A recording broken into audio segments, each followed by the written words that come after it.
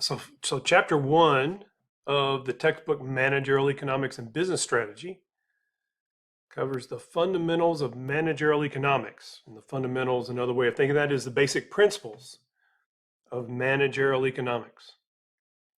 The learning objectives in this chapter, there's 7 of them. Learning objective 1 is to summarize how goals, constraints, incentives, and market rivalry affect economic decisions.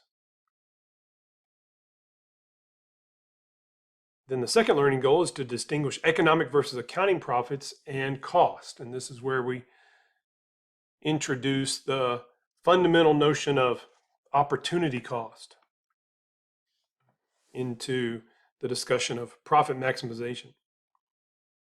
And then that leads to the third learning objective, explain the role of profits in a market economy. The idea here is that profits or profitable options help allocate resources to their most highly valued use. Okay, and then we're not going to spend much time at all on the 5 forces framework or present value analysis. Okay, so the bits and pieces of this course that focus on those, okay, we will run out of time if we spend time on that. So we're not worrying about those important concepts in this course.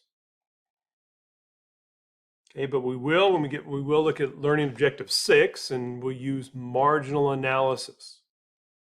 Okay, another word for marginal is additional. The book uses the word incremental, and marginal analysis is very important in terms of business firms' decision making. Okay, and then learning objective 7. We'll think about 7 principles of effective managerial decision making. So before we get into those, let's think about just some basic definitions. So economics is the science or the social science, a social science.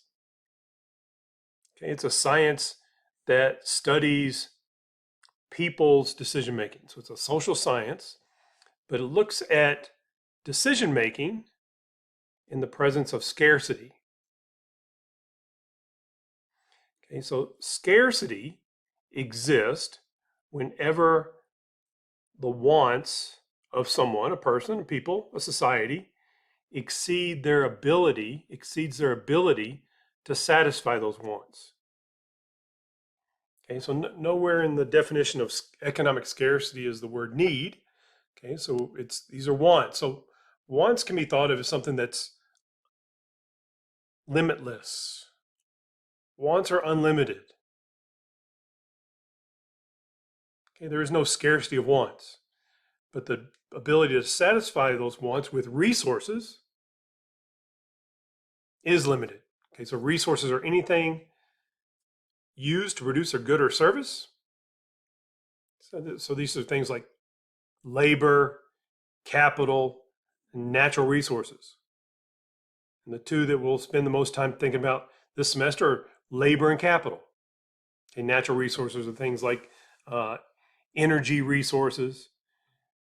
If you're producing a product in a natural resources sector, you might be producing timber or fish. Okay, we'll spend most of our time on labor and capital. Okay, and then because of scarcity, because we can't have everything that we want as a society, then choices have to be made or decisions have to be made. Okay, and this decision where there's trade-offs, there's benefits and cost of any choice. Okay, and this is what we will study.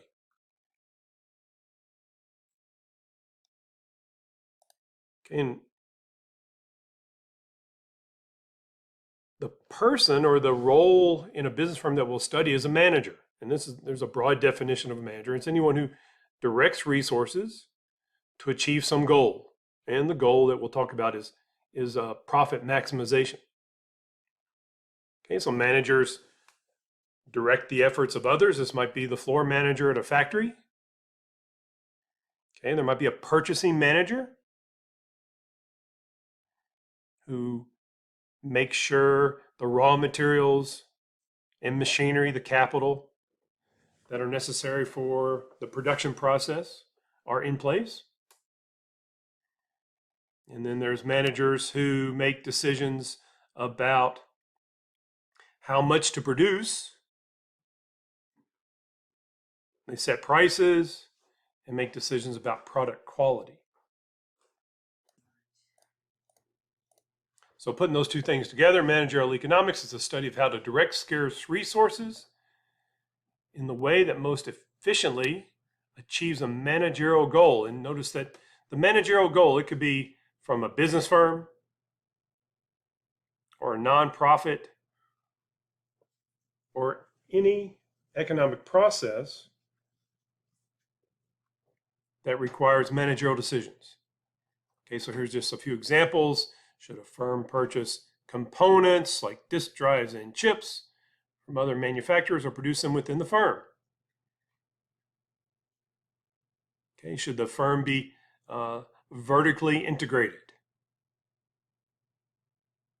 Okay, so, and then should the firm specialize in making one type of computer or produce several different types? So should the business firm be a multi-product firm? Okay, a third example is how many computers should the firm produce and at what price should you sell them? Okay, and this topic, this third topic, we're going to spend a lot of time on that this semester because that is probably the most basic managerial decision that must be made. And once you master the analysis around that decision, is generally pretty straightforward to extend that to other decisions. Okay, and the dual decision to the third example here is how many employees should the firm hire and how should they be compensated? Okay, the first part of that is the dual decision. So when you're making a firm hiring decision, at least in the short run, when your physical capital, the amount of the plant and machinery, plant and equipment is fixed, then you're also making a decision about how much to produce. Okay, and then the second part of that is how should they be compensated? Okay, should the employees be paid a salary, wages? Should they be paid a